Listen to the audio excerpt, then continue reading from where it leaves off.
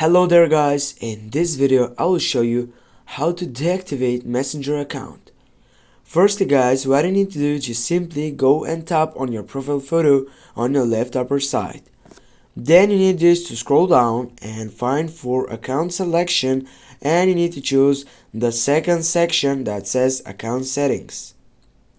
Then you need to wait for loading the main page for this video.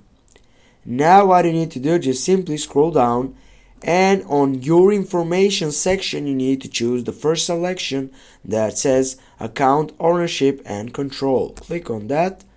Now you need to go on the second section that says deactivation and deletion. Then guys, here you have many options, but you need to choose the last section or the section that says continue to Facebook account deactivation and deletion. Go on that. Now you have two options.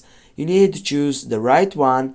For this case, the right one is by tapping on the first section and just go to continue to account deactivation.